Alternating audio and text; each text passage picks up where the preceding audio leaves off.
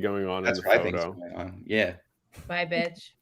We witnessed a murder, and they're like, "That's soothing. Let's make it the logo." Gosh, it's an exposure.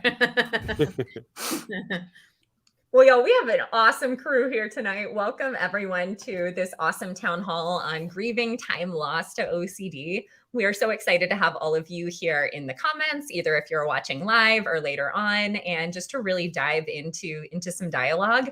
As we wait for folks to come in and get settled, we always ask you just to check in and tell us who you are, where you're coming from. And we typically do some sort of fun, silly question that I always forget to figure out until like right now in this moment. So I'm now blanking here. I'm going to ask our panelists and ask y'all also, looking around the room here. Let's see. Favorite. Okay, this isn't quirky, but I think it's spot on for June right now. So favorite thing that you are looking forward to this summer. So I'm going to go ahead and ask our panelists here. And if folks want to drop in the chat, what you are the most looking forward to this summer. So if anybody wants to jump in, Allegra, do you have anything? No pressure. What came to mind is not PC. I'm like thought girl summer, building a roster, going to the Hamptons. Katie's like, this is already off to a bad start. I think it's off to a perfect start. This is how we do live streams. No, I'm excited I feel like people in the city come out a lot in the summer. So I'm excited to just meet new people. And I'm going to like Montauk for the first time this weekend. So I'm stoked. Awesome. Thanks, Allegra. Ethan, do you have anything you're excited about this summer? Well, is September considered summer? You can throw that in there. Yeah. Getting married to my person. Yeah, we're getting married in September. So we're Beauties. So thank you. Yeah, I know it's like the kiss butt answer, but I'm super excited for the conference. I'm excited to see all of you. The only person that's not going to be there on this panel is Kim, and my heart is broken. But she's bringing me home a koala, and I think she's going to sneak me in her luggage, so I got to go for a little bit. But no, I'm excited to see everybody on this panel in person. So excited. Hi, Mom. Allegra and I are going to dust out some white cheddar cheetah oh my God, we are. That's our jam. I'm ready. This is the whole conference. We're gonna have boxes. Stuff, so. Please sponsor us. I'm excited. Right, Cheez-Its, please. Really good transition to Kim. Kim, what are you doing this summer that you're looking forward to? Which is lots of awesome things. Yeah, no, I'm most excited about going home to see my family in Australia. Thanks, Kim. And then Kim always comes back and her accent's even stronger. That's my favorite part of her trips. It's true. Absolutely. And Uma, are you looking forward to anything this summer? Too much. I don't want to give a kiss-ass answer to, but the conference, obviously, and seeing almost all of you, and moving to Madison, Wisconsin, out of the great state of Texas that I am very ready to leave. Awesome. And you can tell everybody, why are you moving? What are you doing? Well, I am starting my PhD in neuroscience at the University of Wisconsin-Madison, getting to study the neurobiology of OCD and psychedelics and everything that lights my brain up, and bringing lived experience into the biology science world. Woo, woo. Uma is very smart, y'all, and amazing. So we're going to have lots of fun conversations tonight. Awesome. And I see a lot of you in the chat talking about all sorts of things from landscaping to, I see my future mother-in-law swimming and planning your wedding events. Thank you. Thank you, Liz. Thanks, Mom.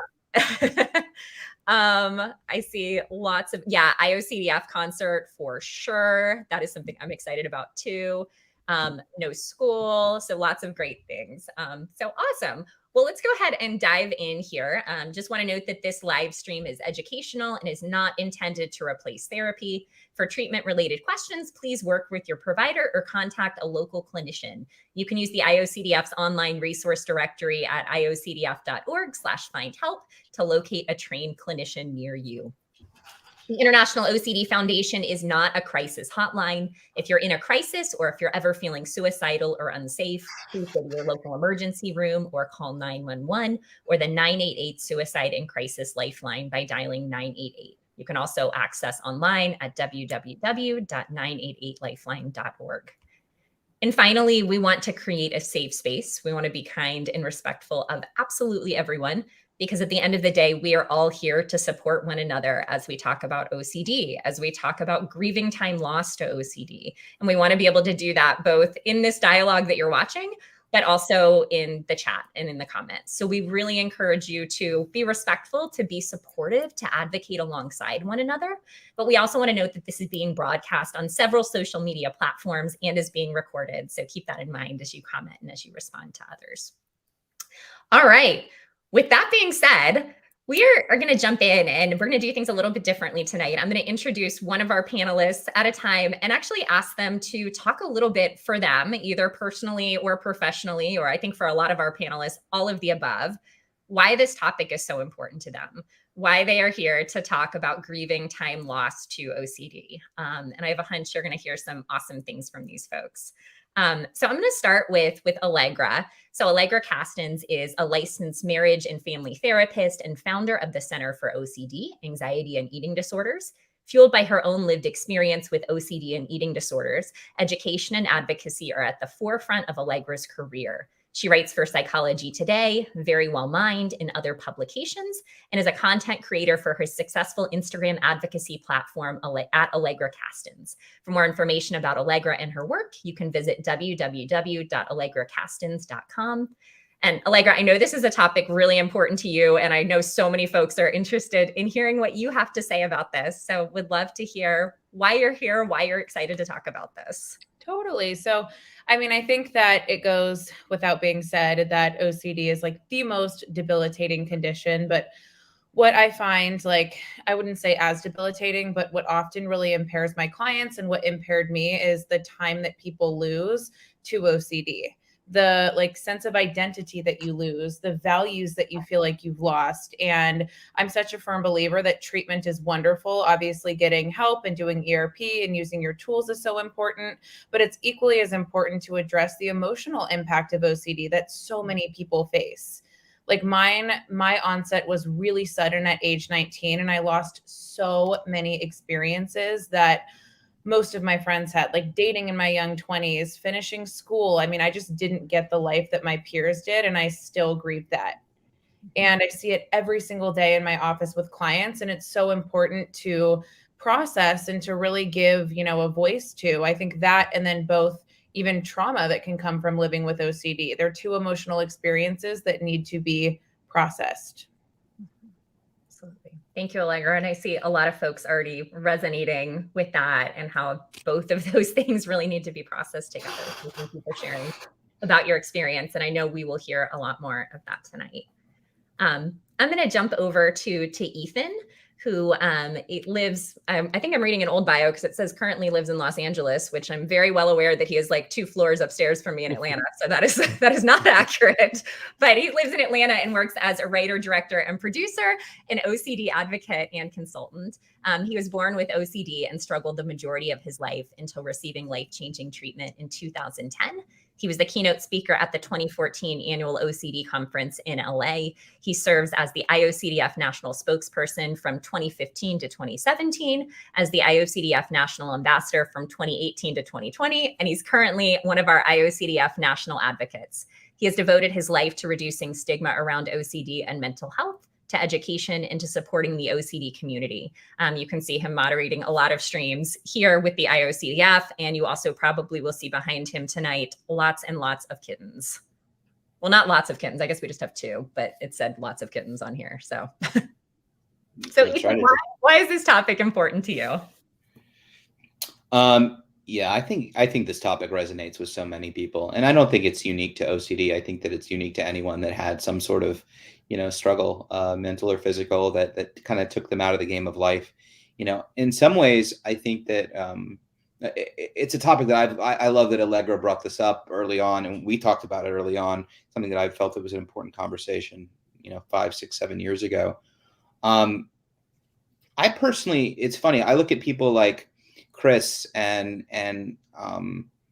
other folks in Allegra, and it's like sometimes I think that their experience was more difficult than mine in the sense that they lost a part of their life that they had already, so they got a very real sense of like, where did this all go? For me, you know, I was kind of born with it. So I never knew a life without OCD. And so like, as I got older, I became acutely aware of what other people were like, how they were living, what they were doing, and the things that I wasn't able to do. And so I recognized from an outside perspective, sort of like, oh, I wonder why I can't do that, or go to those sleepaway camps, or be comfortable going out with friends, or being away from my family. But I don't know that I ever felt like it was taken away from me. With that being said, though, when the diagnosis comes and the right treatment comes, and, you know, for me, it was at 31, and you suddenly reach a place of maintenance and management with OCD, that's when it hits you. For me, that's when it hit me. That's when I was like, holy crap, where did the 31 years go? You know, and while I still had, you know, meaningful experiences during that time, it hit me all at once that like I didn't even get a shot at some of that stuff. And how do I digest that and cope with those feelings? And I mean, they started out with lots of anger and frustration. And part of the reason I started advocating, which is why like people shouldn't have to lose giant chunks of their life because of a disorder and diagnosis that's treatable. And then from there, it went into like wishing I could go back to trying to catch up, you know, with myself and meet myself where I should be, you know, and catch up and all the things. So I think this is such an important conversation, because it is the thing that comes up, you know, sort of when you reach a place of maintenance and management with OCD, you sort of see the ruins of your life behind you. And how do you honor that and make room for it and experience it and feel it, try not to judge it, and then recognize where you are in the moment and how to move forward. So yeah, it's all very challenging, but it's such an important conversation. Thank you. Thank you so much, Ethan. And I know we'll continue to talk about that tonight. I'm going to go over to Chris for just a second. So Chris Tronston suffered from undiagnosed severe OCD, BDD, and major depressive disorder, and anxiety and panic attacks beginning as a young child. It was not until his early 20s that Chris received both a formal diagnosis and specialized treatment. After treatment concluded, Chris began advocating publicly for mental health and shared his story of recovery on TV, including the Dr. Drew Show, the Montel Williams Show, and NBC, as well as in various newspapers and websites, including BuzzFeed and Vice. Additionally, Chris began speaking at the annual OCD conferences, including giving the keynote with his mom at the 2011 conference. He also helped start the young adult track at the annual conference. In addition to advocating for mental health, Chris now works as a clinician in the mental health field, treating OCD, BDD, and related disorders at the Gateway Institute. He earned his bachelor's degree in human development and psychology at California State University, Long Beach, and earned a master's of science in counseling at California State University. He also currently serves as the vice president of OCD Southern California and is the leader of the IOCDF's BDD and LGBTQ+ special interest groups. And he's the newest member of the IOCDF Board of Directors. As a lead advocate, Chris's passions include expanding BDD awareness and education, addressing LGBTQ+ issues in mental health treatment, and expanding the IOCDF services to the young adult community. So Chris is clearly not busy at all doing things for OCD and advocacy and treatment. But in the midst of all of that, why is this topic so important to you, Chris? Yeah, no, this topic was so important to me because I remember finishing treatment and thinking everything was going to be great. You know, like Ethan had alluded to earlier, I remember, you know, OCD hit me real hard in high school, had it since a child, but hit me really hard in high school. And prior to it becoming as bad as it did, I had friends and I was dating and I was going to film school and I had done successful in, you know, sports in high school, and then everything hit. And I remember when I finished treatment, I kind of like woke up and it was sort of like the whole world had moved on. And so people I was really close with were already, you know, moved out, went off to college, et cetera. And I remember falling into a very deep depression after my OCD recovery. And even though I wasn't doing my 15, 16 hours of compulsions all day, I was miserable. And that didn't really add up to where where I was in life. And I finally eventually got to a point through some family intervention and some additional therapy to kind of work through and to process that. But there was constant reminders that I was behind. You know, I'd meet people my age and they were doing all these big things and they had graduated. And I remember going back to school and like everybody was younger than me at the time for certain classes. And so You know, I went to a Life After OCD panel. I believe Barbara Van Oppen ran it. She started that kind of talk at the conferences when I went, and they always address like how to get back into life, like logistically. And I always felt like nobody was addressing like the emotional toll that it took, that nobody ever kind of talked about. And I remember Allegra, Kim, myself, and another therapist named Jess, we had proposed this talk a couple years ago about like the emotional toll. And it was so nice to see that I wasn't the only one, or Allegra wasn't the only one. There were so many people that are like, you know, this really impacted me. So kind of like the final thing I'll say is I think that we all grieved the person that we thought we were going to be. We had hopes for ourselves at 8 years old where we would be as adults. And I saw my life kind of falling apart around me. And when I got better, I thought that, you know, I'd be happy. But instead, I just felt like there was a part of me that died with the illness and didn't know how to kind of cope. And so still feeling that, you know, every day. So I'm just hoping this panel is going to be as helpful, and this topic is going to be as healing as it is whenever I speak on it. So thanks for having me here. Thank you, Chris, for always sharing so authentically. And I think I already see folks resonating again in the comments, and also just want to note as we move through that all of you here are advocating and showing up for one another. I'm seeing folks support each other, and that's part of why we're here tonight too, as we grieve things lost, but also step towards beautiful lives together. So thank y'all for doing that. So moving over to Kim. Kimberly Quinlan is a licensed marriage and family therapist and has a private practice in Calabasas, California, specializing in anxiety, OCD, and related disorders. Kimberly is also the founder of cbtschool.com, an online psychoeducation platform that provides online courses for those with obsessive compulsive disorder, depression, and anxiety disorders. Kimberly is the author of the Self-Compassion Workbook for OCD and host of Your Anxiety Toolkit podcast, a podcast aimed at providing mindfulness-based tools for anxiety, OCD, depression, and BFRBs. Oh my goodness, I just looked up, and Allegra, I see like the cutest thing in the whole world. Okay, I'm sorry, like distraction, but very important distraction. Thank you. So Kim, I would love to hear, why is this topic so important to you? It's almost impossible to actually do this when your dog's right there. Like, I feel like no, keep him on. I feel like he needs an introduction and a bio, and to say like, tell us why you're here and why it's so important. No, thank you for having me. I'm honored to be here. Truly, I am.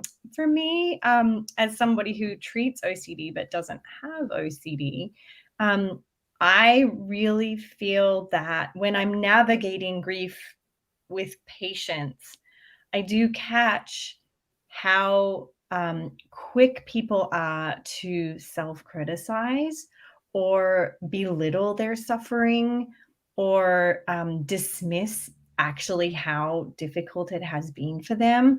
And I feel like if we were better at grieving as a society, I feel like we would actually reduce so much of our suffering. So for me, the concept of grieving is more of an opportunity for us to actually access like the truth, like what actually happened to you and how it actually felt, and how we might navigate those really difficult emotions as a separate part of treatment, not related to ERP or not related to the OCD, even just separately of how can we get better at grieving? How can we embrace grief? And so that's sort of the piece that I'm excited and passionate about. Thank you, Kim. And getting into that, because I think, you know, and again, I've already seen this was a little bit further up, but I think sometimes there's this idea of feeling like, okay, well, we just have to leave that behind and we can't grieve it. And it's really important for us actually to be able to process those things that are lost and hold all of that as we step forward as this part of treatment. And you always highlight that so beautifully. So thank you, Kim. And then finally, Uma, and then we're going to get into kind of the conversation part. But Uma Chatterjee is a neuroscientist, mental health peer specialist, and IOCDF advocate.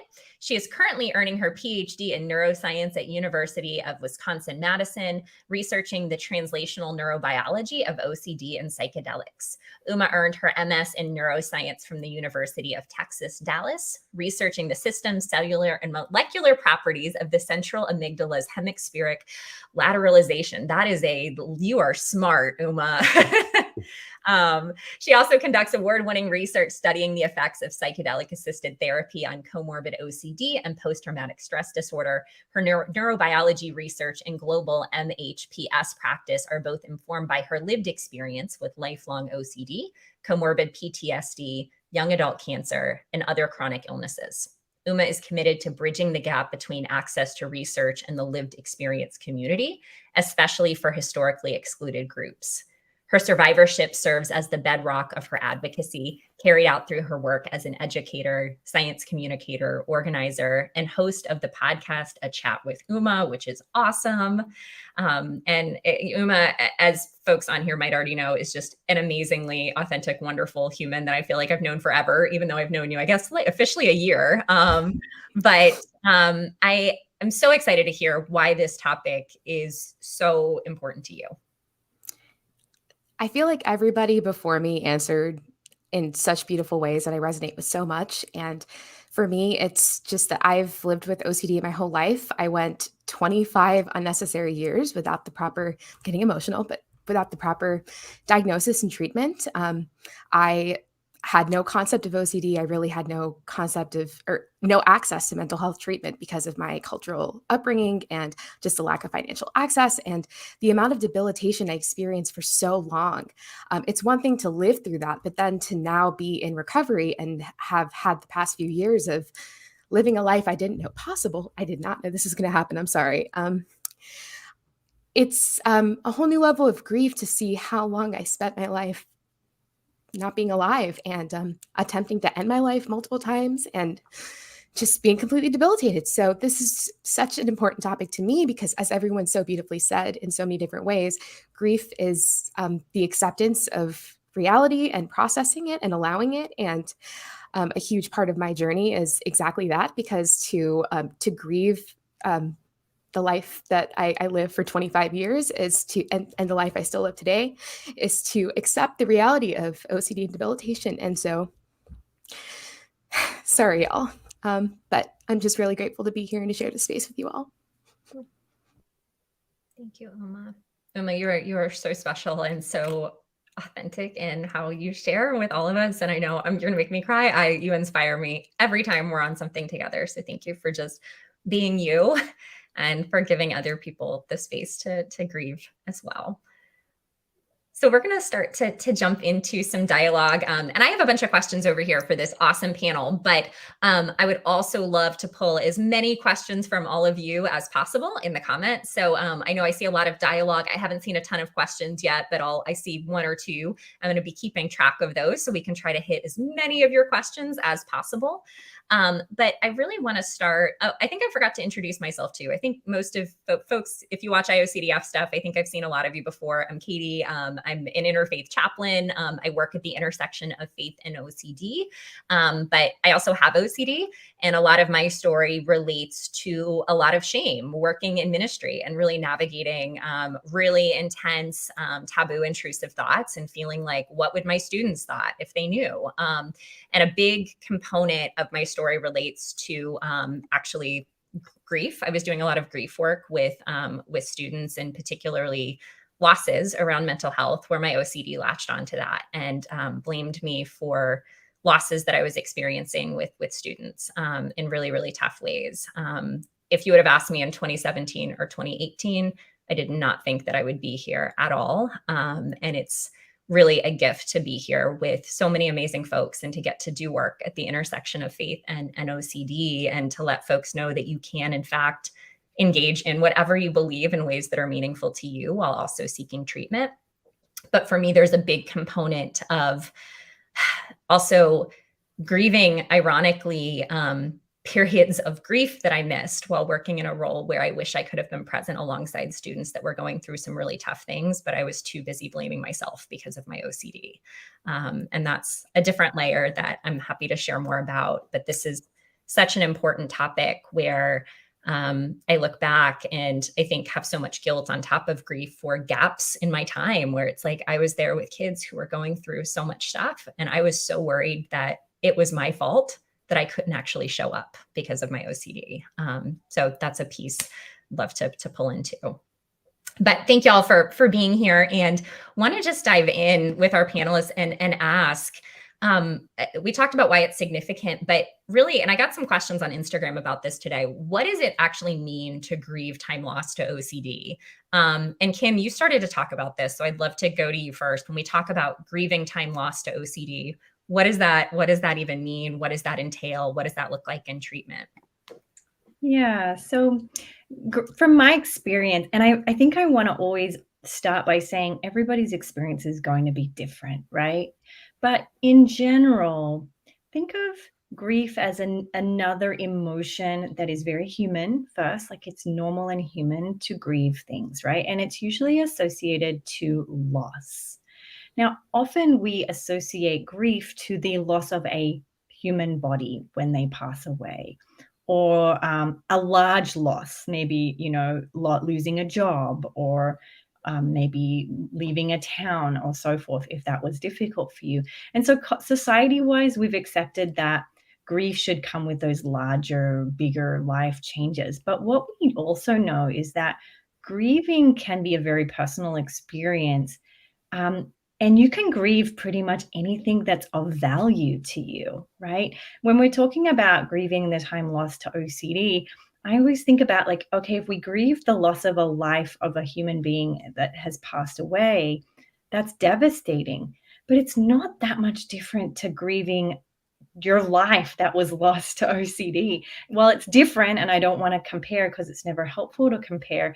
We're still grieving things like time and connection and identity and what your hopes and dreams of what you are going to achieve, which is so important for the way that we experience ourselves in the world. And so it makes total sense that if you missed a graduation or a prom dance, or maybe it was that OCD kind of just got its way into a relationship even that dissolved, it makes total sense that we would have an experience of loss and sadness, sometimes depression. It's also important to know that grieving involves other emotions like anger and confusion and shock. And so it's sort of this bigger experience. But again, I also want to normalize that it's also a very human, normal experience. Thank you. Thank you so much, Kim. And I would love to go. So Allegra, either professionally or personally, I would love to hear has this experience looked like for you? And maybe even, I'm sure it's shifted and changed throughout kind of starting to work with folks with OCD as well. But what has grieving the things lost to OCD looked like while also stepping towards all of the beautiful and awesome things that you're doing that inspire so many people who are here? Thank you. It's an ongoing process for sure, and ongoing because obviously there's not like a cure for OCD. I would say that I'm in recovery most of the time, but if I find that I'm in like even a little lapse, I feel that grief come up immensely. I feel like it's just a constant process. And what it looks like for me is really making space for those emotions and honoring it. I so often see people with OCD either because of guilt. Well, I have these disgusting, disturbing thoughts. I shouldn't allow myself to grieve, or other people are dying. Why am I supposed to be grieving time lost to OCD? So there's all these feelings of guilt and shame and not being deserving that stop people from allowing themselves to grieve. So with myself and my clients, I really make space for what is coming up. Is it sadness? Is it anger? Is it rage? And not pushing down those feelings. I think there's such a balance as therapists. Of course, we do the behavioral work, but we can't leave clients without also doing that emotional work. And that's really what it looks like. It's not about making the grief go away. I think so often we think like we're just going to feel this and grief is going to be gone. It's learning how to live with that grief. There's not going to be a day in my life that I am not going to grieve everything that has happened to me. There just isn't.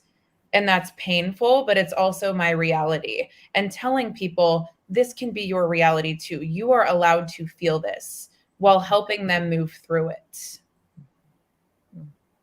Thank you. Thank you, Allegra. And yeah, I mean, there can be so much of the shame around well, other people are going through this, I'm not allowed to. And we like, I hope everyone heard Allegra say really clearly, you can grieve the things that you've lost. And that is okay. That is a valid experience. And going over to Ethan, because you talk about this a lot. Kaylee has a question at 718, and we can kind of continue how you've grieved in your own life, but I think this relates as well.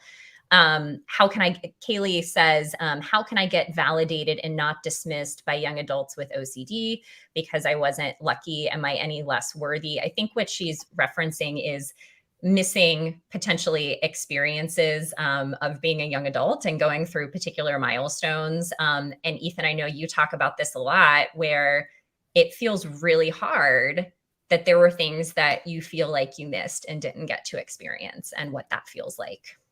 Yeah, I think it's a two-part equation. I mean, first of all, it's like honoring or understanding the life that you thought you were going to have. And one of the most beneficial things I learned in therapy early on after I got better was like, we all fantasize about the life we thought we were going to have if had OCD not gotten in the way, but there was no guarantee that life would have manifested.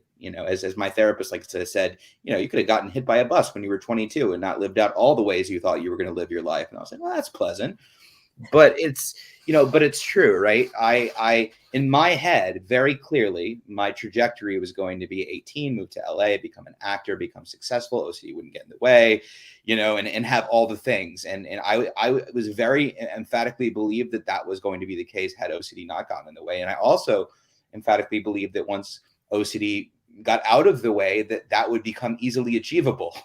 Like, oh, well, now my hands aren't tied behind my back and I've already done this much struggling. So imagine what I can do with both hands in front of me. And it turns out that life is really hard, and that's not exactly how it works. So I think the first step is understanding that who knows what life would have been prior, right? Or how you had OCD not come up, what would have manifested. We have no certainty around what we think would have happened or should have happened or all of that stuff. And I think coming to that understanding and accepting that, it was really helpful for me, at least. To speak directly to you, I personally, and I've never said this out loud, right when I got better in like those first 2 or 3 years, I generally wanted to beat up anyone from the ages like 7 to 19 that had found treatment and therapy around that age. I hated all of them. I would walk around at the conference or wherever I was, and I'm like, I don't like you. I was angry. Of course, I don't hate any of them, but I was so angry, not at them, but the fact that they had found resources at an age where they wouldn't have to miss, all of those things. And so I totally resonate to experiences and emotions and feelings around individuals, young adults or kids or whatever, where they're accessing treatment and care at an early age. All I'll share is this in regards to my own experience. I agree with Allegra. I don't think there's a day that goes by that I don't in some way grieve, the 31 years that I felt like I lost a piece of.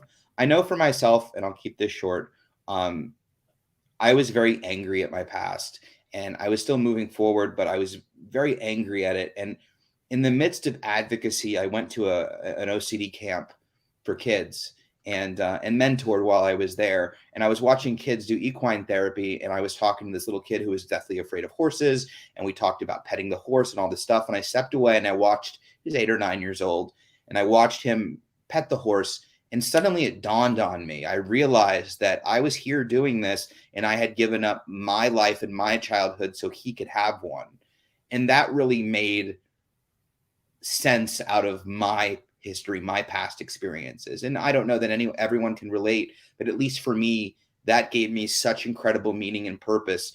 And okay, that wasn't for nothing. Though that time is now being utilized and spent, hopefully so lots of people can get the help they need and not miss out on the years that I missed out on. And so that really helped diminish and extinguish a lot of that anger and frustration.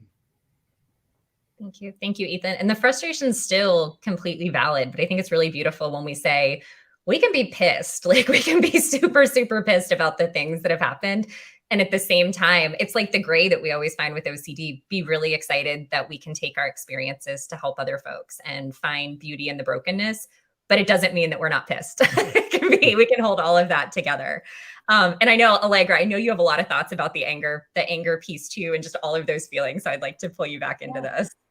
Well, I'm so grateful that Ethan mentioned that, because I think a lot of people feel ashamed that they're even feeling anger. And anger is actually, if we're looking at like the 5 stages of grief by Elizabeth Kubler-Ross, that is one of the stages. And what we know about anger is it's normal and healthy. Like, it's a very healthy response to loss, but it also doesn't have to be logical. And I still get angry. And this is going to sound wild, but I relate, Ethan. Like, if I see like my college friends who didn't have to deal with OCD and they're like married with the big ring and the babies, and I'm like, fuck you. Like, sorry, I don't know if we're allowed to cuss on here. I'm so sorry. I'm like, all the children. I get so, and it's not their fault. I know it's not logical, but I get so angry. Like, why did I have to deal with this? And you just like met your college sweetheart and you're married and you have the family that I've always wanted. And my life didn't go that way. And again, it's not my friend's fault, but that anger is so valid and real. And it's something that we have to feel, even if it's not logical. We don't have to be afraid of that. So I just want to say, Ethan, I relate. And I think so many people can. Thank you. Thank you, Allegra. Yeah. And I mean, Ethan, not to be super personal with your stuff, but our engagement party, like one of the reasons it was such a big deal that so many people came in is like, you had felt like you had missed so many different aspects of your life. And that was one of the first times that you felt like you actually got to experience something that all of your peers had experienced. Yeah, I'd watched all my cousins were there, and I've watched them get married and have kids. And I'm one of 6 cousins in our family. It's fairly small, and I always felt like the black sheep. And so it was very surreal standing there. And as we were standing there and just speaking on behalf of everyone, Katie and I, it was very surreal standing there going, oh, I get to do this too. This is interesting. And it's also why I've emphatically told Katie and the people closest to me that we want gifts, because I missed out on all the gifts for all the major milestones. So like, we're inviting everyone, and I want to get college, all graduation, all those things didn't happen. So I'm making up for that now. So keep that in mind. Yeah, no, but I joke. I'm not joking, but I joke. But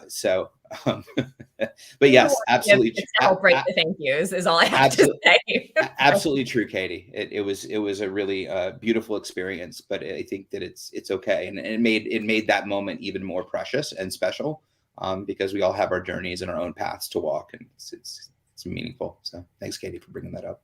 Thank you. Thank you. Uma, I know you have thoughts on this anger and frustration piece too. So I want to throw this over to you about what this looks like as a part of your grief process.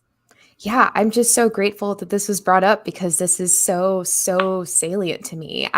The word anger was used, the word that also comes to mind, and it's so scary to say because I avoided it for so long, but resentment. And like Allegra said, it doesn't need to be logical, and I don't need to caveat this, but there's just, I went to my first OCD conference last year, and number one, just seeing so many people who had gone there their whole life and had found community and had been in healing and had treatment for so long and had families there. That was a big thing for me. People having families in their corner who, understood them, that advocate for them. Now with my research, just doing a lot of projects and working amidst people in the community, and having so many parents who are there on behalf of their children, and also just, people who had less cultural stigma around accessing treatment in the first place, having financial capabilities of being able to handle treatment. And for me, like I was in the depths of despair as an adult with no help financially at all. I had to, as someone so sick, also figure out how to procure treatment for myself. Like, there's so much sadness and grief, and it's not toward anyone in particular, but I avoided feeling that for so long because of this shame around, well, at least you're alive, at least you're better now, at least you're surviving.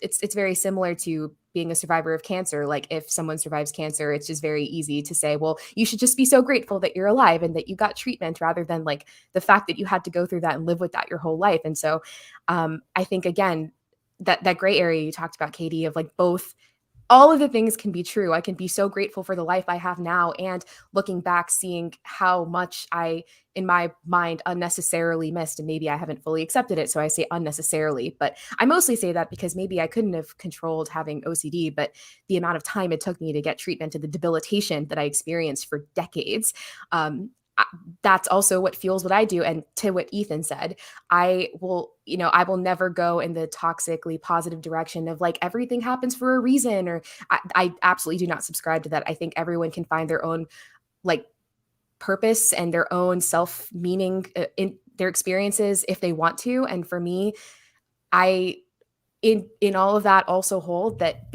like Ethan, in terms of having that experience of realizing he gets to help someone have a childhood, for me and my research and what I do, I now get to say that I get to advocate for and research the thing that other people don't have to suffer as much from if we can understand better and we can develop therapeutics for. So yeah, I'm just really grateful to be able to talk about resentment and anger because it feels like such a scary thing to talk about. Thank you. Thank you so much, Uma. And I'm going to throw this over to Chris because I am very well aware. I was kind of going around it. I know they haven't gotten to Chris yet, but I love the piece that you pointed out. And I think partially because I work in the area of faith, I hear this almost every day that folks are like, well, why did this happen? It has to happen for a reason. And that's one of my least favorite things. I'm like, no, there's like no reason. It just sucks. Frankly, it just sucks. And there's not a reason for it. And I think at the same time, again, going back to, I don't know if that's weird to hear from a minister, but I come back to the place of like, we can be pissed. We can be like, there's no reason that this happened. And at the same time, we can put the pieces back together and move forward with having a really beautiful life while still holding that all at the same time. And I think I really have a tough time. I hear folks that hear from clergy all the time, oh, there has to be a reason for this. And I think we can know that there is no explanation, and yet we can still put the pieces back together in a really beautiful way and be frustrated. So I'm going to throw this over to Chris. Yeah, no, I mean, everybody was saying such great things. I think just like everyone else, it's like when treatment got better, I just got angry. I was just mad at the world. I was mad at the previous therapist. I was mad at my family. I was mad at God. Like, I just didn't know where to land. And then when the anger was a safe space to be at, because once the anger started to fade, then the sadness came in, like just like a fog. I mean, it just took over, and I was just sad. I was just grieving sort of me and myself, and just thought back, like Allegra was saying, like some of the things I did during OCD, some of the compulsions, some of the things I put myself through. It just was like really, really sad. And I started to grieve for myself, who just had to live through that. And then if it was, as if it wasn't bad enough, it's like once the OCD was gone and the sadness rolled in, it's like other things that had gone on in my life, just from childhood, like, the constant bullying and teasing about my sexual orientation, the abuse and like abandonment I experienced, from my dad when I was growing up. It was just like everything kind of piled on top of it, and I never got to face that. So now I'm trying to face this, and I have a autoimmune disease since I was a kid, so that started to act up. It was just like I was tired. I was done. I'm like, you always hear those sayings like, God gives everybody what they can handle, or gives the hardest challenges. Shut up. That's not cute. That's not funny. It's not inspirational. It's not a Hallmark card I subscribe to. It's like, I really just was tired. I was like, time out. Like, I can't consistently be brave, and I can't show up strong, and I don't have much left. And then, as if that wasn't bad enough, then you start feeling guilty about what you put your family through. And I look at my mom, who like emptied her savings to get me to treatment, and who was constantly up all night waiting for me. And so then that sunk in, and I just didn't know how to fend off all these bullets going off, in my head. And so I just remember I've said it before. I'm like, I remember just waking up one day and just feeling like a bomb had gone off. And I'm like, I don't know what to do at this point. I think advocacy is why I'm so passionate, because obviously that's what got me there. But there wasn't, until we all, are here today talking about this topic, like this topic was not addressed for most of my recovery process. So I was sort of like, well, I just got to get in line. There's people dying in other countries. I guess I should be happy that's not me. Kind of, people are suffering more than you kind of thing is what I get from a lot of people. Get over it, right? So I just think afterwards it was just gross. And I think the main point I want to make is like, I was so lost of who I was. My identity was gone. Like, the person who was social and outgoing and liked to be around people and help people was gone. My identity was OCD.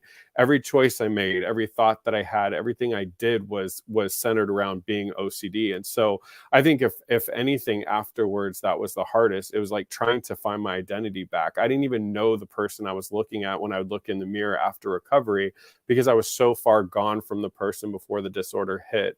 So now it's like, okay, now I'm in my 20s, and now I have to rediscover myself because I've lost so much of my time. So as exciting as reconnecting with our identity can be, it wasn't exciting in the beginning. It just felt like a lost cause, and I was lost. And I remember having a thought like, why'd I get better? What's the point? Like, I don't even know what I'm going to do or who I am. So there was so much going on, and there were so many years of trying to land somewhere soft, so I could finally kind of pick the pieces up and move forward. but it was really ugly for a long time for me, for sure. Thank you, Chris. And I think, you know, the saying, like, why I think there's a lot of people in the chat who are really, really, really glad that you kept stepping forward, because you inspire a lot of people, and actually a lot of us on here too. So I just want you to know that. So I'm going to jump over. There's a question specifically for Uma, and I know there's some above that I'm going to jump back to, but at 7:42, Kaylee asked, do you feel like you have had to grieve twice, for cancer and for OCD? Did it look different or similar? That's such an amazing question. And I don't think I've thought about it in that perspective. So I'm going to think out loud here. But I think yes and no. I think there have been a lot of things I've had to grieve. I think the big things that come to mind is having OCD, having cancer, being in a religious cult, just a lot of the physical and sexual and emotional abuse I grew up with. Like, there's been so much to grieve. And so I think OCD and cancer are two of the biggest ones. I think the difference between the two for me is with cancer, I guess they're both things that are out. Kind of everything I said is out of my control. And it's not, I mean, as much as my OCD doesn't like to believe that, they're out of my control. I couldn't have ever made them happen or influence their trajectory. But cancer to me felt very much like something that it happened, and I live with it, and I live with the repercussions of it, and it's painful, it's horrible, but I can more so accept it. With OCD, it overlaid my entire life, and it influenced, on top, like a lot of the things I said, it influenced and made them worse. I actually directly attribute joining a religious cult at 14 years old to having OCD and needing certainty and being so deeply lost, and also a lot of trauma. And so I think OCD is a different kind of grief for me, because there's still this illusion of responsibility of, you know, if I didn't have OCD, or if I could have controlled my OCD better, if I could have thought better or whatever. This is obviously just what I'm working through. It's not reality. But if I could have done all of that, then that, and the other thing wouldn't have happened. And so I think it's a more meta grief, if that's the word that comes to mind. Thank you, Uma. Thank you for being so transparent about that. And just in talking about your experience, I think there's another question a little bit lower that we can loop back to. Oh, and I guess we'll stay with this because I'm curious.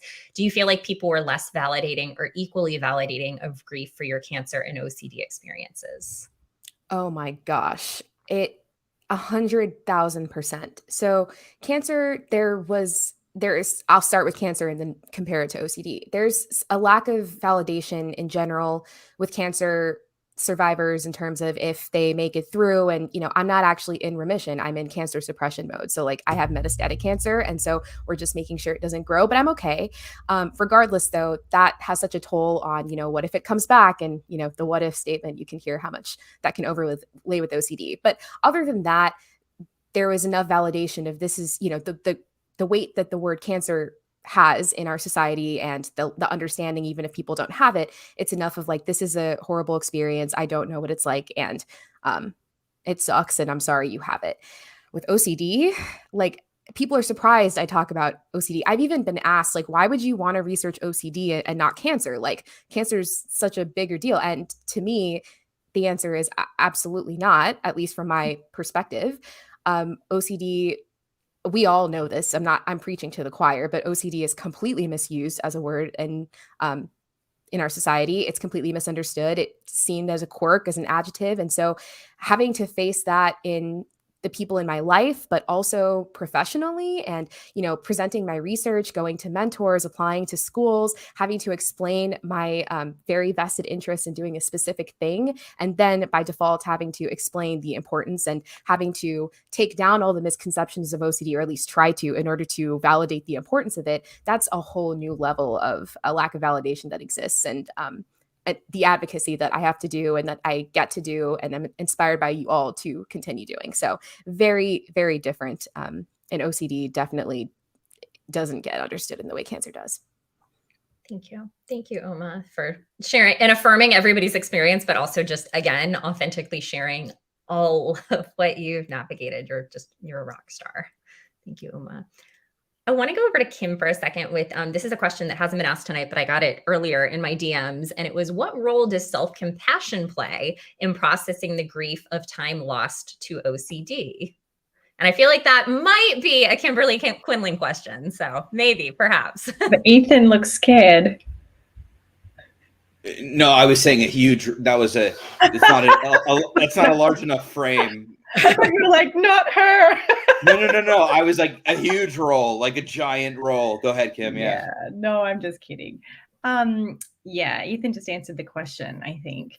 I think that beyond just it being about self-compassion, let's talk about, so yes, the answer is absolutely self-compassion plays one of the main roles, but I think that's mostly because when we are self-compassionate, we can actually ride the wave of grief, which is horrifying, right? Like when we talk about experiencing grief and feeling grief and allowing grief and all of those sort of very psychological terms, what we're really asking someone to do is, you're going to feel some immense degrees of suffering, and we need tools to feel those, right? That's so important for how we navigate. Again, because if we don't navigate grief well, we end up self-punishing, criticism and all of those things, or engaging in more compulsions or other sort of self-destructive behaviors, which, if that's what you're doing, I want to just first validate.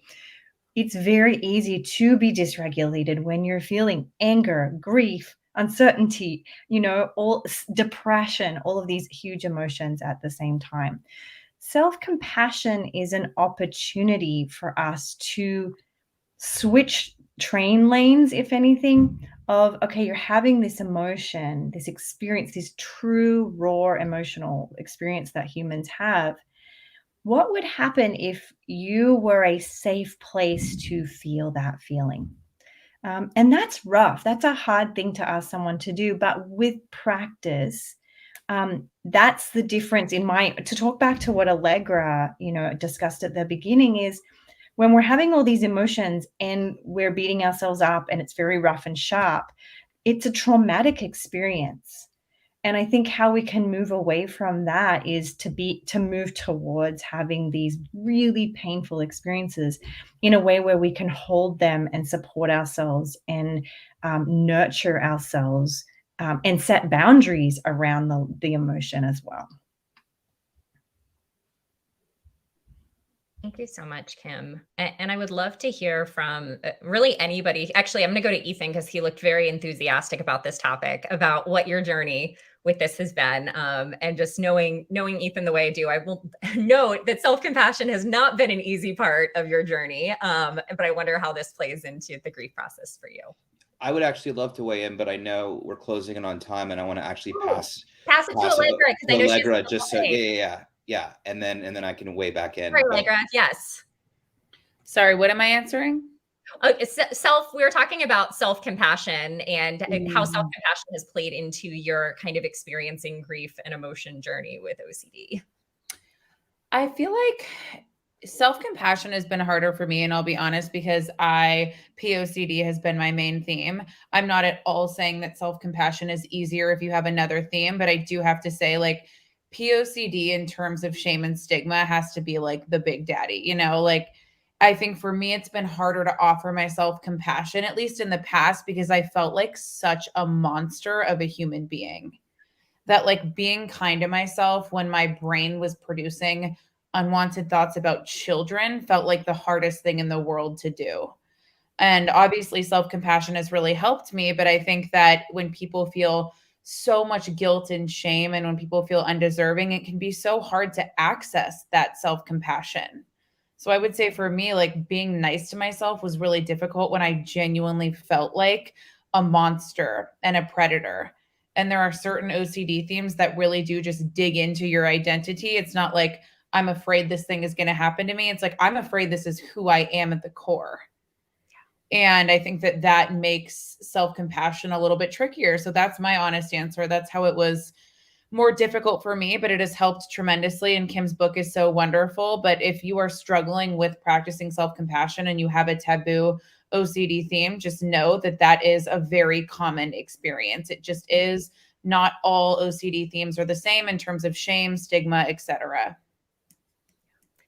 Thank you so much for bringing that up, Allegra. And I relate, even as you're talking with that, so much about the self-compassion piece was so hard for me with particular taboo theme. I mean, particularly in folks who have heard me talk on this before. I mean, at my sickest, I would sit at home at night and almost call 911 on myself for crimes I hadn't committed, like coming home after all day as a school chaplain and thinking like, I deserve to be in prison. I deserve to be in jail. And it was like, well, I didn't freaking feel like I deserve to get better or deserve to be nice to myself. And it was a big journey through my grieving process to start a little bit at a time to actually care about myself in some capacity, or to realize that, wait, I do actually deserve to get better in the midst of all these experiences. But it is so hard. And I remember therapists telling me that and friends telling me that I deserve to be kind to myself, and feeling like they just didn't know. like, you don't know who I am. How do I deserve that? So Allegra, I know you have to get off in a couple of minutes. So I just want to kind of go back to you so that you can let everybody know. I'm curious for you, if you just had, because everybody else I'm gonna have answer this at the end, but if you had advice or encouragement that you would want to offer to others who are watching tonight, who may be grieving the time lost to OCD, if you just had a few pieces of wisdom on their journey, what would that be? I would say like the both and is so important. Like it's really important to honor what you have lost. And I believe that there can be a hopeful future to a certain degree. So those two things, like make space for what it is that you've lost, and the rest of your life is not over, even though it feels that way. And I know that feeling for sure. Like Ethan said, he never thought that he would see the day where he would get engaged. You know, I have certain milestones in my life that I still feel like, is that actually going to happen? But yes, all of these awful things have happened. There is hope, there is recovery, and wonderful things can happen too. So I would say make space for both. That is like my favorite piece of advice. And I have so many folks, I want to like screenshot that and show that to a lot of people, because I hear all the time, how do I get rid of the grief so I can live my life? Or how do I, and it's all of it, like all of it, make space for all of the things. So I love that. And the last thing I'll say, sorry, one more thing is like grief doesn't have to go away forever. So let go of this idea that like you are just going to move on from what you've experienced. I've had big T trauma, as they would say, and OCD has been 100,000 times more traumatic, and I'm never going to get over it. And that's okay. So if that is you, please allow for that to be the case. Thank you. Thank you, Allegra. Thank you for being a rock star. We will definitely do a part 2 of this, and we can all continue the conversation. So we love you. Thank you for being here. Mm-hmm. Ethan, I'm going to jump over now to you, because I know you have things to say on this topic, but thank you for passing it over to Allegra before she had to jump off. Yeah, for sure. I don't know that I have a direct piece. I actually am going to correlate it to at least my own personal experience with self-compassion, and to say, like, I also think there's a piece to grieving the OCD too. If you're at a place where and I don't know if that's true or not, it was for me. I think that, and what I mean by that is, for me, self-compassion became a major player in my life, necessary, in fact, probably 8 or 9 years after I reached a place of maintenance and management of the OCD. Again, not meaning that I was OC free or didn't have obsessions or compulsions, meaning I was just able to function primarily without it interfering most of the time. One of it's not a benefit or a gain, but one of the things that the secondary gain of OCD was that I always had it to blame when I didn't succeed at something. I always was able to say, that didn't work out because of the OCD, or I didn't go because of the OCD, or anxiety, or I didn't graduate because of the OCD, or, all of those things. I think that for me, self-compassion became a major player in my life when I felt like I had failed at life. In other words, I had tried to succeed and do things meaningful to me without OCD in the way, and I didn't achieve what I thought I was going to achieve by that time. And because I didn't have OCD to blame, it was the first time I thought that I wasn't enough, and I wasn't talented enough or smart enough or or creative enough, or just enough in general. And when I didn't have, and suddenly like all the onus fell on Ethan. It was Ethan's fault. I didn't have a mental illness to blame for not succeeding at these things that I thought I would succeed at. And so for me, self-compassion was absolutely crucial at this time, and understanding. And I agree with Allegra. Like for me, self-compassion is like learning Japanese, excuse the cattail. It was like learning Japanese backwards, but was completely game-changing in my life and navigating beyond, and really just being able to accept myself for who I am, where I am, understanding that it's okay to be here now, and give myself grace, but also want more at the same time. So yeah, that's kind of when self-compassion became a key player in my life. And, you know, I go back and forth from giving myself lots to giving myself none, and feeling like I don't deserve it. And it's constantly a battle in my own mind, but it's such an important piece to the overall equation of living a full, whole life. Mm-hmm. You know, Ethan, and you always talk about, you've inspired me a lot in that space too. And I think it is such a it's one of the things I talk about it all the time. And yet, as I said, when Allegra was on a second ago, I struggle with it a lot. And I always like to, Ethan was one of the first people that I went through some really challenging relationship dynamics that weren't particularly healthy, where I felt like my OCD really was, everything my OCD was saying about me was true. I hated myself. I hated the person that I was. And I thought I really was this just horrific identity. And there's a really big component of Ethan, actually, even before we were together, seeing me as the person that I really was. And it gave me almost permission to actually love myself for the very first time. And that was a really big component of our friendship before anything else, was seeing the way that he saw me as someone with OCD and as an advocate and as a chaplain, being like, wait, maybe I really can actually like myself for the first time. So I always like to note that was a big piece for me, and I appreciate that. So I want to go over to Chris. And Chris, what are your thoughts? And we'll shift them from the self-compassion topic, but self-compassion, grief, how's that played a role for you in this kind of grieving journey with OCD? Yeah, I mean, I definitely was not good at self-compassion at all. I mean, I rode myself very hard, and in that, unfortunately, I think that's part of the reason I'm here tonight, is to try to tell everybody watching, like, I did what was wrong. I did not do what was right. So please don't follow in my footsteps, because I didn't utilize self-compassion. That wasn't really a word that I had. I was always kind of hard on myself, and so I found myself once again very kind of lost. And it wasn't until I don't think everybody falls in love or finds what they want to do in life. I think sometimes people do. I think sometimes people don't. And so the self-compassion really didn't come until advocacy. So I know we're going to get into that probably a little bit later, about like how to heal from grief. I think that was really important. But for me, the self-compassion didn't come until I started helping people out. I mean, my first experience with advocating happened to be my psychiatrist had gotten reached out by a national TV show to be on it, and they wanted him to bring a guest, and so or a client as a guest. So I went on, and I remember just being authentic, kind of speaking about what I was going through, and then just getting so many emails and contacts from people who saw it all over the country and were just saying, look, like, I'm you speak to me, I have this, what do we do, how'd you get better, all those questions. And I just started, reaching out and helping out. And it wasn't until then, because I think sometimes you can't look at yourself, you can't really see something on your own.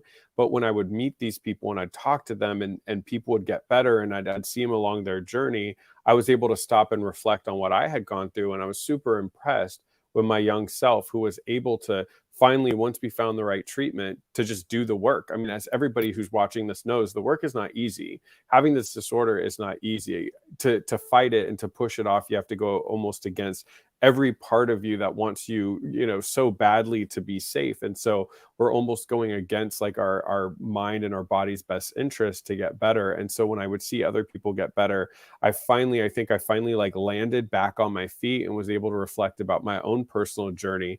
And instead of watching my journey with judgment and with hate and just negativity, I was able to look back at my journey and say, wow, like, okay, it started out bumpy, but once I found a therapist, we couldn't afford something more intensive. There was long wait lists. So I had to be on it every week in between sessions, and I just found myself doing the work, and I was proud of my younger self for stepping up and doing that. So my self-compassion journey came a lot later. It came after helping others, but I finally was able to be objective and to focus a little bit on my journey. Lastly, I'll say my mom was a huge part. That's why she was part of my keynote. I couldn't do it without her. She was able to be a mirror and to kind of reflect. And she would step in and remind me of all that I had overcome and help kept me in a much more positive space. So I think the self-compassion for me was able to finally appreciate the hard work I put in, the fight that I had, and was able to get to a point where I could land back on my feet, move forward, and help others. Mm-hmm. Thank you so much, Chris. And I actually want to stay on you for just a second. So we had a question come through as you were talking about parents and kind of their grief. And I know you do so much awesome work with your mom. I wonder if you can maybe not speak for her, but just in your work with her, talk a little bit about that parental piece and the grief that she moved through with you as well.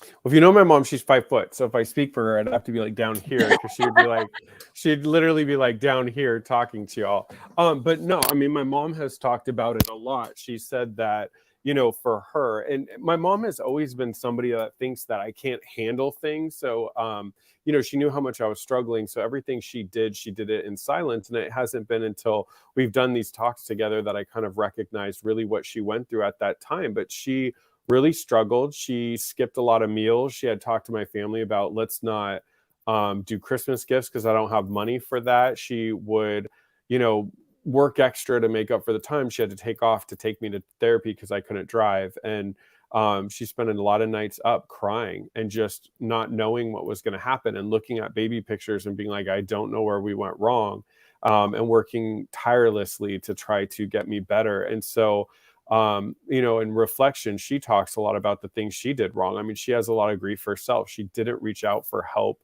She didn't think she could take care of herself and was constantly worried about me. And so while I was kind of on pause going through the disorder and then my journey, she was going alongside that as well. And so I was also very nasty and angry because of my OCD. There's a lot of fights and a lot of screaming, especially before treatment.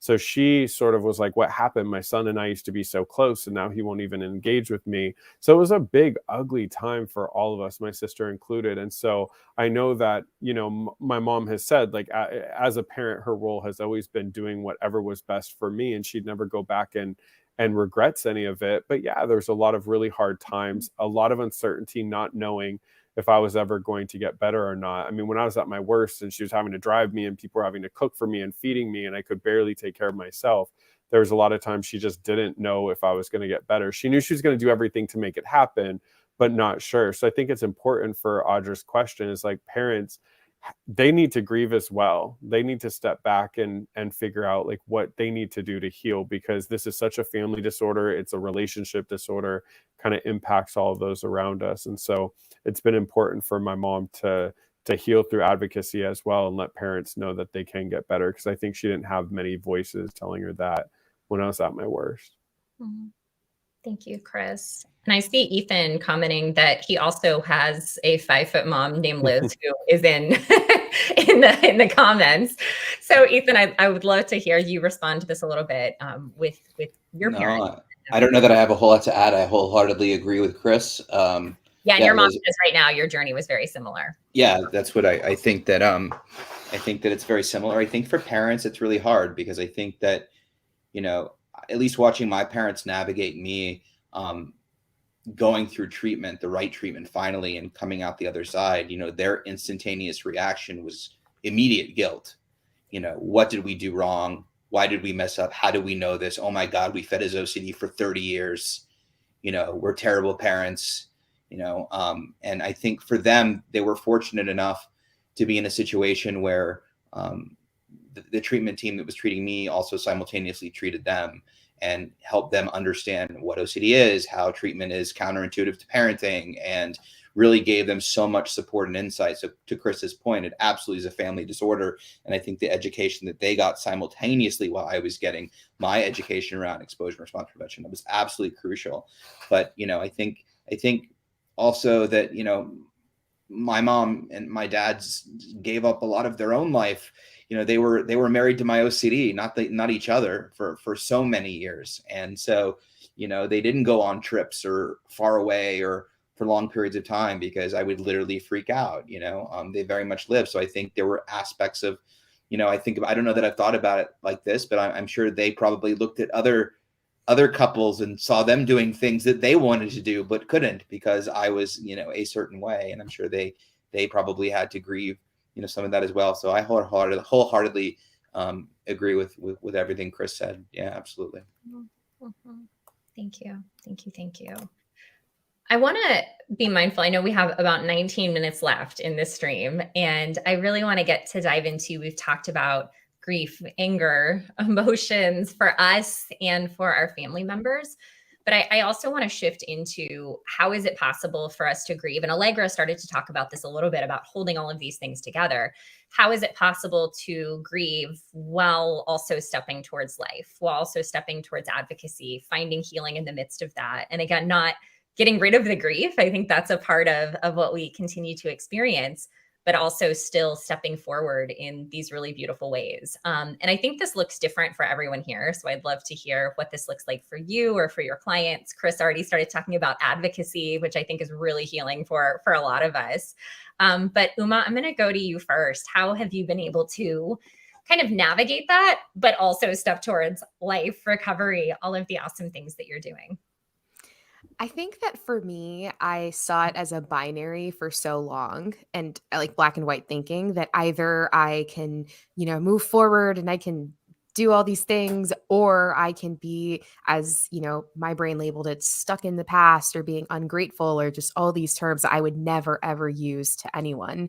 And to the point of self-compassion, I loathed those words, I'm ashamed to say, for a very, very long time. Like, they really, really, really, actually, it was one of the first times I experienced anger in therapy when I heard those words and I was like trying to access it. So that was kind of cool because I had a hard time accessing anger.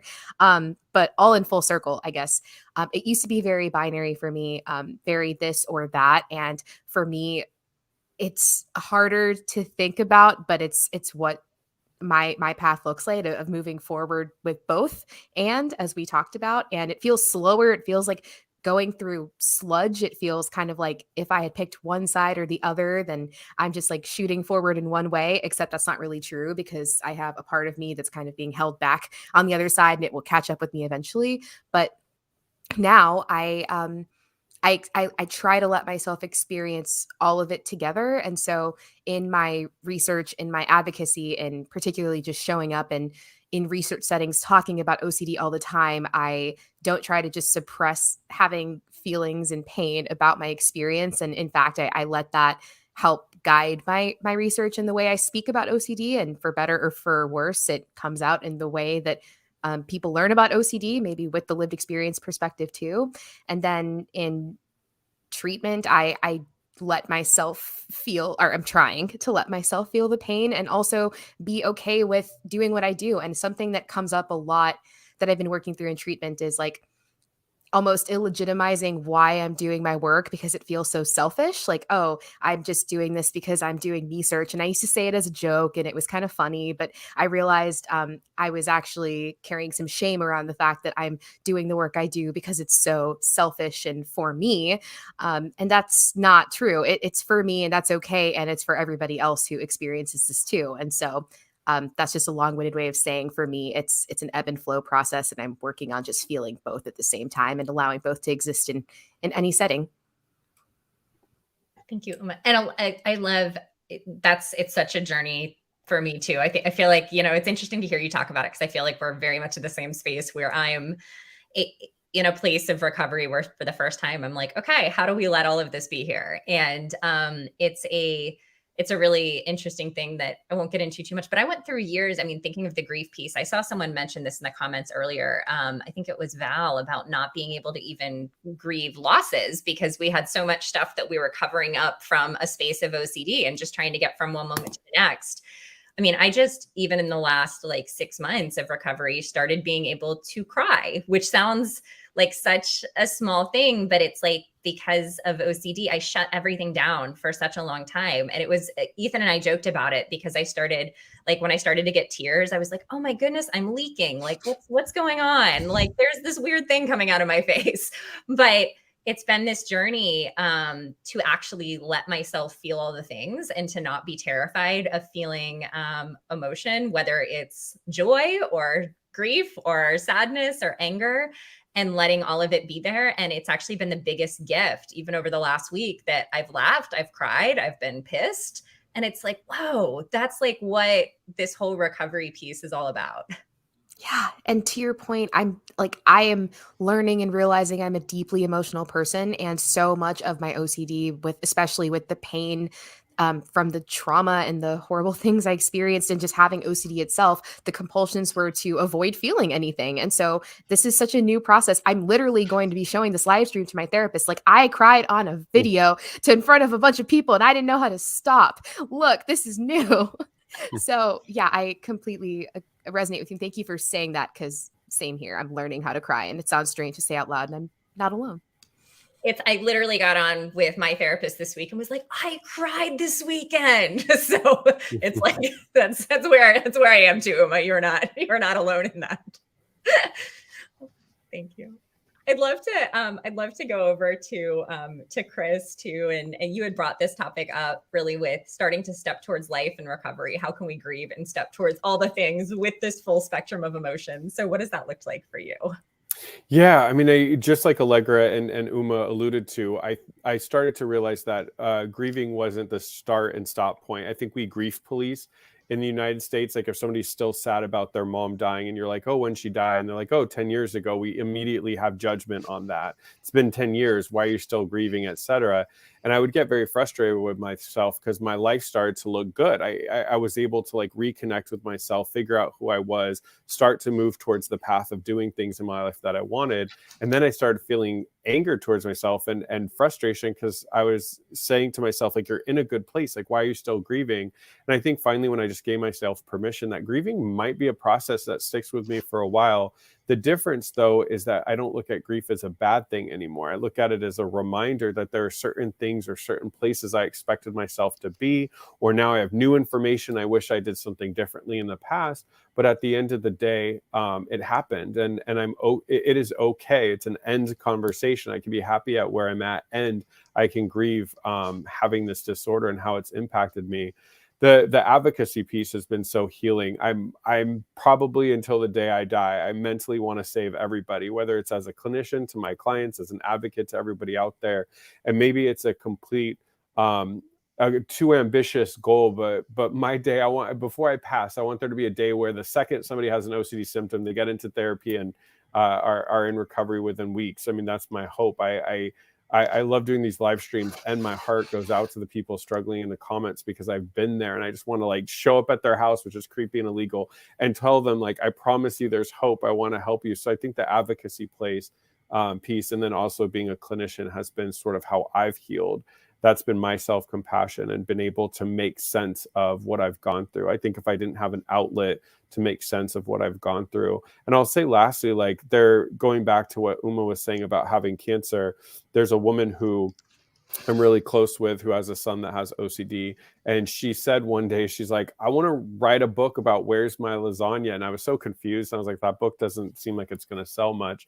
But when she went into the title, she said, look, like, when there was somebody, she has a really tight knit block. And when somebody in her block got cancer, everybody was showing up and bringing gift baskets. And I guess the kid loved lasagna. So the whole neighborhood was trading days to cook lasagna.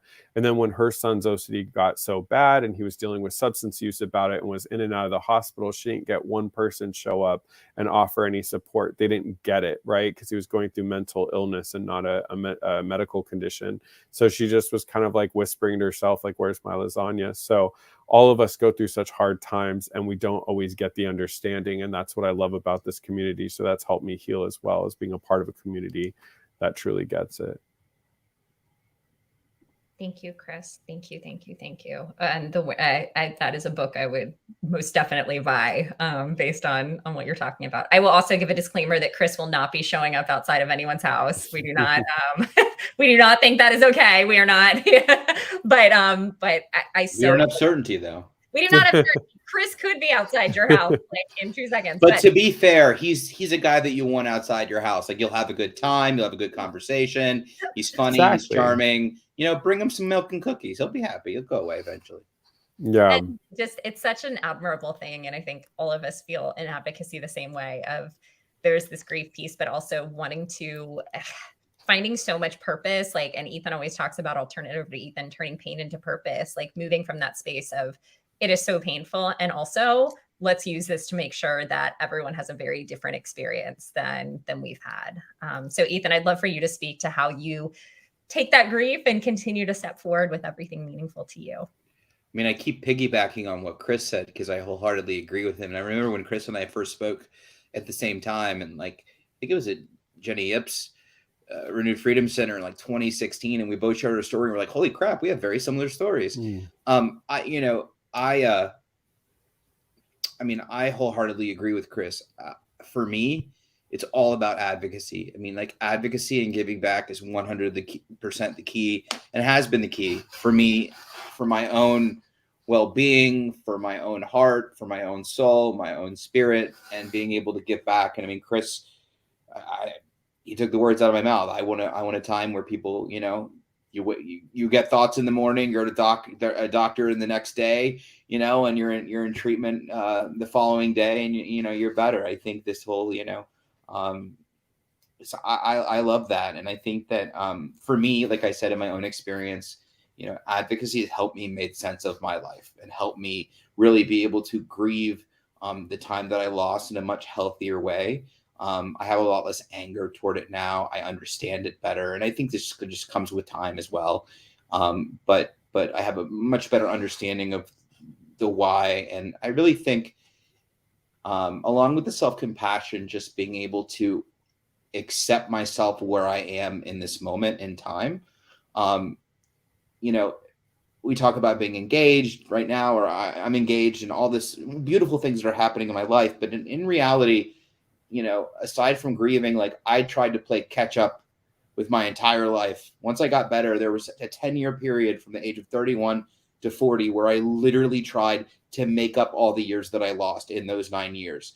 Because everybody, Allegra was talking about, I saw all my friends doing this and that and the other thing. And I was like, I have to somehow make up 18 to 29 right now. And by the time I reached 40, I was exhausted. I was absolutely exhausted. And, you know, when I finally embraced self-compassion and started to accept where I was in this place in time on this planet, and be okay with it, like legitimately be okay with it, and let go of where I was supposed to be and who I was supposed to be, and just make room for the who I am now and what I want moving forward, literally everything fell into place. Like, it's like I made room for, you know, for Katie to come into my life and for a business to appear and all of this stuff, you know. So I think for me, it was definitely twofold, definitely allowing myself to grieve, but also allowing myself to just be present in that moment, in that space and time in my life, and move forward. And I can look back and want and wish, and that's okay. And those are all valid feelings. And, you know, it doesn't mean that I'm anger free sometimes when I think about things the way they went down, but, you know, I just feel super blessed and grateful to where I'm heading now. And I'm sure there's lots more lessons to learn. So I'm in no way saying it's a smooth sailing in a straight line from here on out, but I think that we have a great community and tools and skills to keep moving forward in a healthy and full way. Thank you so much, Ethan, and talking about how you stepped forward, and even the advocacy components. I see we have a comment that came up on advocacy. Is advocacy the answer? And I would love to turn this over to Kim to address. Yeah, so I just love that you brought this up, and I want to just quickly mention, so the question was talking originally about, like, how do you move forward with life while also grieving? And I also just want to offer, like, you've got in front of you, like, these outstanding human beings, right? Like, hashtag goals, right? However, I also want to offer to those listening who aren't feeling that that's right for them. That sometimes grieving is just being held in a space with a mental health professional where your experience is held, and you go through that together, and then you close it up and you go back to your life, and then you keep getting support. It could be a mental health professional, it could be a loved one, it might be with a journal. That's okay too, right? There's no right way to grieve. Again, you've got in front of you some of the most incredible human beings on this planet. I know for me, as someone with an eating disorder, I don't advocate for eating disorders, which is odd. And it's because I never felt compelled to, but I grieve it in a different way, and I show up for those people in a different way. So I just want to make sure everyone, advocacy is so great, but if that's not for you, it's totally okay for you to do it in the four walls that you're in. And it doesn't have to be extraordinary. It could be just simple, grueling, feel your feelings. And that's okay. Thank you. Yes. And Ethan says 1,000,000% always. That's yes. 1,000,000 is not a number, but anyway, that's how you wrote it though.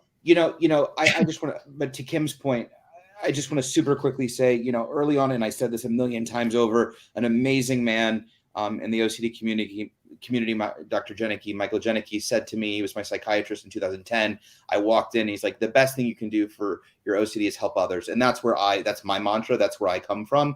But to Kim's point, and we talk about this all the time, it doesn't mean sitting on a live stream and talking to everyone over the internet. It can simply mean asking someone else that doesn't look good that day, how are you doing? How are you feeling? Can I share with you what I'm going through on the most interpersonal level? So I just want to make that clear. I totally agree with Kim, and it can look like everything and in between in the middle. Yeah, sometimes the best grief work is being with someone who's also grieving. Thank you all. I know we are almost at the close of our time. I want to throw one more question over to Uma before we do kind of a round robin closeout here. And Uma, I know at 8:20, we had Kaylee, and actually it continues from one above. It says, I can totally relate. OCD's rule for me is to not show emotion. If I think I'm going to cry, I'll run away. Just the other week, I left a support group because I thought I might cry. I'm still early on in my OCD diagnosis, treatment, recovery journey. I have a lot of difficult work to do to get where you all are today. And Uma, I'd love for you to get to respond to that a little bit. I'm just sending you and everyone who resonates with this so much love, first and foremost. And I also just want to say that to the point of, the people you're seeing here, I say this anytime I'm on something, but to the people you're seeing here and thinking like, we have it all together and we figured it out and now we're just smooth sailing, running, loving our lives. Like, yes, and maybe. For me, I'm pretty early in my journey, especially compared to people on this panel. And it's kind of scary to say that, but that's the truth. I guess I've been in recovery for 2 years, really. And in that, like so many interruptions in treatment and, losing access to providers and kind of being in flux and doing my own work and working on my best. And also with some comorbidities I have, it makes treatment a little more complicated and slower. And multiple things can be true. I'm in recovery and it's hard and I'm still in the throes of it lots of the time. And I just want you to know that it's not linear. And I don't ever want anyone to think that there's like a signpost, like, you're going to get here and like everything's amazing. And if you're not there yet, you're so behind. Like it's such an ebb and flow journey and there's lapses and we're humans and that's okay. And also recovery is so beautiful and possible. And I just want to empower you to know that you are so valid where you are. You will get to the point that you're wanting to, and it's okay to be where you are in your journey. I am too. I compare myself to other people all the time. And I'm now showing myself by talking to you that it's okay to have that dreadful word, compassion for yourself, for where you are right now. And the crying was really new. That's why I'm about to show my therapist, like, this is wild that it even happened. So I'm right there with you is what I want to say. Thank you. Thank you, Uma. Thank you. Thank you. Thank you. We are getting to the close of our time. So I want to go around and give everybody a chance to say just a few final words of what you might want to leave this crowd with tonight. I'm sure we will do a part 2 of this in some capacity because I think we have a lot more to talk about with this topic. But I'd love to go around to everybody and share what would you like to leave this group with tonight? And I'm going to throw in a second question. In addition to what would you like to leave everybody with? I also see the question on how do you learn to love yourself? And I would love if anybody has something that they want to leave the group with, but also how have you worked on learning to love yourself? I think are the two questions to close with. So no pressure, but Ethan, I'll have you start.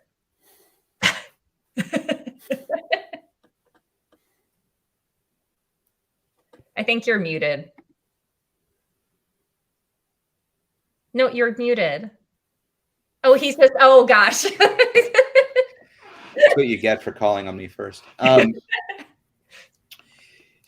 You know, as far as, I mean, wow, believe it or not, I mean, I always say I have nothing to say, and then Chris said it all, and then I talked for 20 minutes. But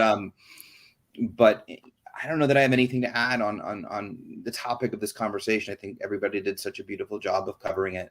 And so I'll leave it to Chris, Uma, and Kim, and you, Katie, to weigh in. You know, as far as loving yourself, I kind of want to speak on that. I personally, my own experience is it's really freaking hard. And for me, it's an ebb and flow process. I don't think I've ever figured out the way to always love myself. I think that, you know, hopefully, I think deep down at the always love myself. The question is, can I access that point all the time and recognize that or not? There definitely, you know, I spoke recently, did Kim's podcast with Katie, and, you know, and we talked about, like, I talked about and opened up about things that I think are disgusting about myself that Katie, you know, doesn't judge, that she loves me and all of me. And that kind of taught me that I can love myself too. So, you know, I think that loving yourself is a process. It takes time, but, you know, in regards to this conversation, we are not our OCD. We are not our thoughts. They don't define who we are. OCD is not our identity. And so a lot of disgust comes from OCD, but that disgust should be directed toward OCD, not ourselves, right? We're two completely separate things. And I think as we start to make that distinction and move away from OCD and embrace who we are and our own identities and the beautiful people, unique people that we are and what we have to offer, you know, that love can start and it can grow and it will continue to grow and burn brighter. But it definitely, for me, is a process. That was really beautiful for somebody who had nothing to say, but thank you. Only on the first topic. I had stuff to say on that topic. Oh, okay. Well, good. And you, Ethan, you deserve a lot of love. So just, yes. Chris, any final thoughts or thoughts on the loving yourself component? Yeah, I'll start with the first question. You know, healing is a process. It's a journey. I don't think it probably is going to have an end spot. I don't think you get to a certain point and then it just fades. Like Uma said earlier, I'm in a great place with the actual OCD itself. That doesn't impact me. I'm on a constant journey of sort of making sense of it all and healing. And a lot of times people, like Uma said, will meet me and say, God, you're in such a good place and you're so happy and stuff. And I am some of the time, most of the time I would say. And then there's some times where I just wake up and I'm like, how did this happen? How did we get here? How did I go through that? That so much of it is still a blur. You know, getting to a point so low that you attempt to take your own life. It feels such like a different lifetime ago. And I think they're still processing and healing from that. And so what I do every day is I wake up and I fall in love with life. I figure out what's important to me. I really see the good in the world and the value, and I wake up each day with a purpose, and that makes sense of it. I'll probably never understand the past or how it went the way that it went, but it's a consistent journey, and sometimes that journey can be exhausting, and sometimes you learn more about yourself in that journey than you do in the light. So I think it's super important to allow yourself to grieve and to heal. For the second part, how do you learn to love yourself? I would say the first thing is you start to accept compliments. I was so good at discounting anything good people said about me and pushing any kind of admiration away. And now I listen. You know, I impress myself. I think the thing that I'm impressed about myself is I always wake up each day and want to help others. And that just comes organically. And I'm proud of where I've become. And I don't say that from a place of pride. I say that because I just remember how low I was. And every time every day I wake up and take that breath, it always is a reminder that this day probably wasn't going to happen. There were so many times I was so low in my life that I didn't think I'd be here. So every time I wake up and take a breath and able to do something and help others, it just feels like an added on bonus or a gift. So I started liking who I've become, and I started being proud of myself, who I've become. The further I got away from the OCD, the more I started to find myself. So I spent way too long hating myself, whether it's sexual orientation, whether it's growing up poor, whether it's having a mental health condition. So I just feel like life's too short to continue to hate yourself. So to Cash, there's something that makes you you. There's something that makes you unique, and you got to find it and fall in love with how you do it and the ways you do. So I think that's super important. Thank you, Chris. Same question to Uma. Any final thoughts, and how do you work on loving yourself? I'll start with the how do you work on loving yourself, because I'm definitely working on that.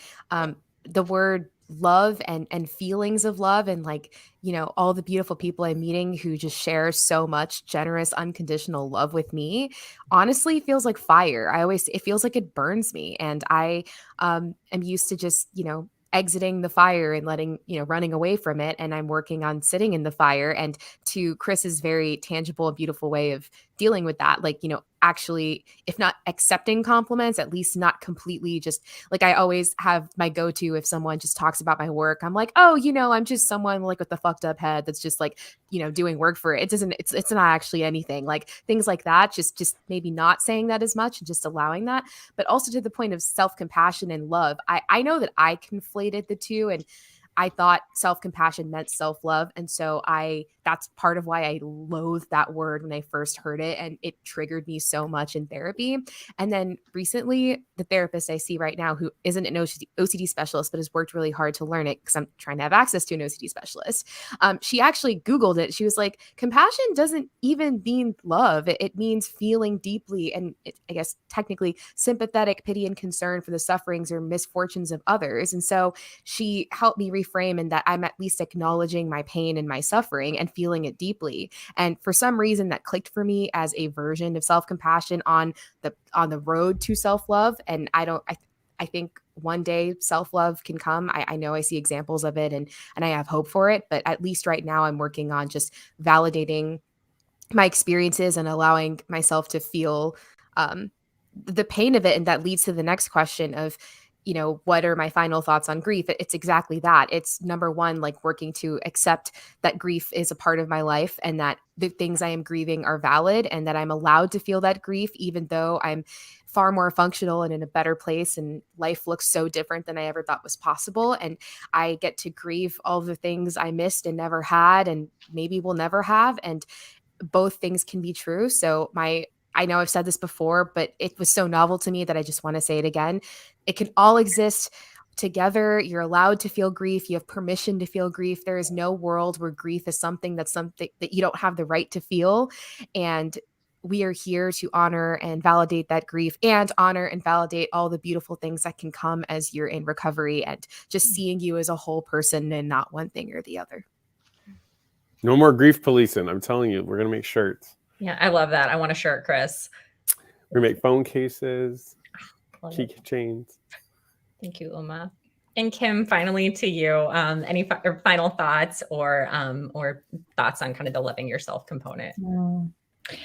In terms of, I think when I read the how do you learn to love yourself, I actually notice my body shifting into like a little bit of shock, right? Of like, well, that sounds like a huge jump, and I always feel like I totally get that, but it always feels so unattainable when you're over here in the self-criticism, beat yourself up sort of section of your life. I always share with people is let's not even goal for love right now. Let's actually work at first reducing the criticism and the judgment and the self-punishment. And through that process, that is the practice of love, right? I think that social media really makes us think that there's this like elated fantasy of love that it's where there's no pain and life is easy. And I really am always worried about how that impacts us as human beings and what our expectations are for ourselves. In terms of the final thought for grief, I heard something beautiful just this morning, and it was so serendipitous of my favorite poet, Andrea Gibson. And she was talking about like how grief just goes up and down. And it just can, one moment you might be hit, and then the next minute you're feeling joy, or you're feeling rage, or you're feeling something else, or maybe nothing at all.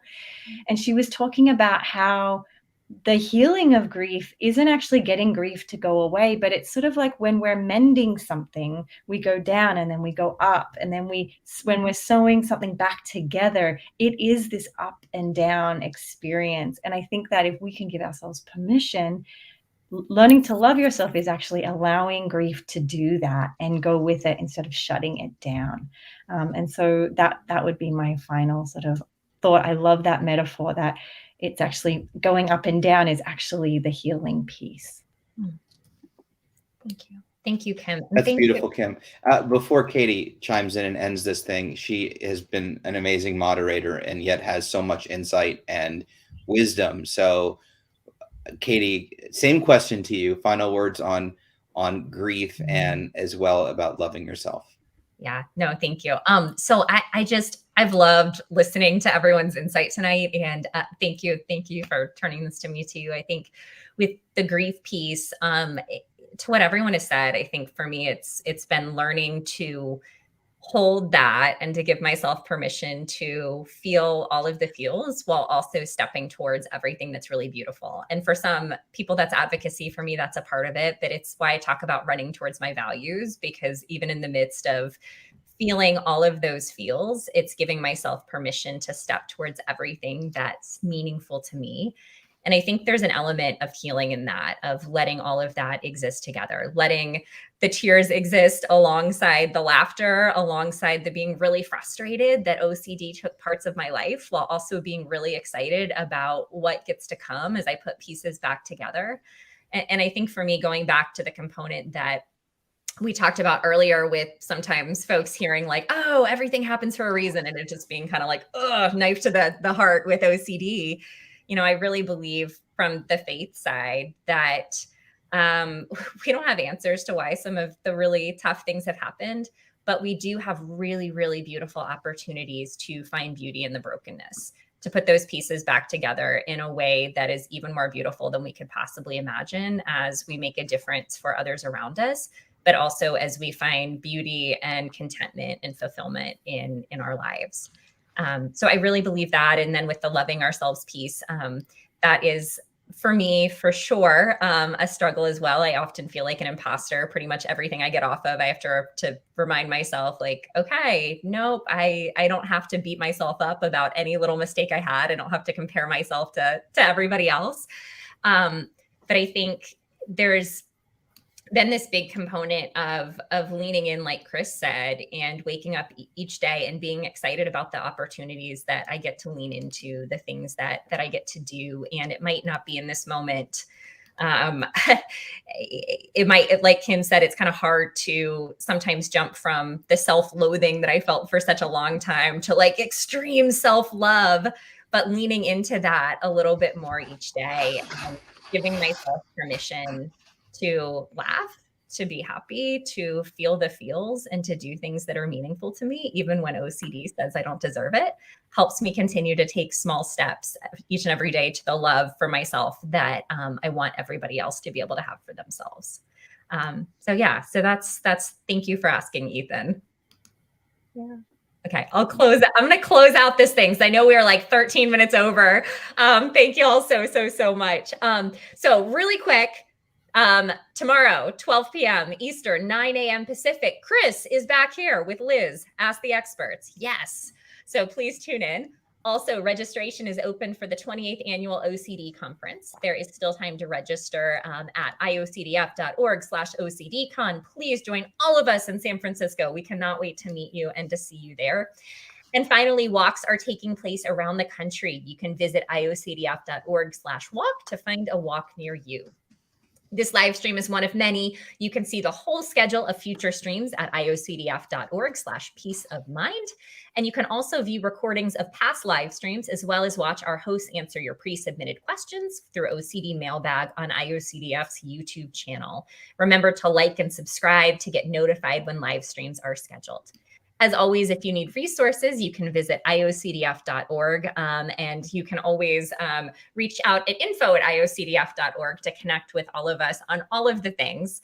And as we close out, I hope you all have heard and felt the love from all of us. And I hope that you hear, even as we're all navigating grief and joy and self-compassion and stepping towards things, that we're on the journey with you, that we do not do it perfectly, but we all get to do it together. And I truly, truly, truly hope that you all recognize in this moment that you are enough, that you are worthy of love, and that you are worthy of an absolutely beautiful life.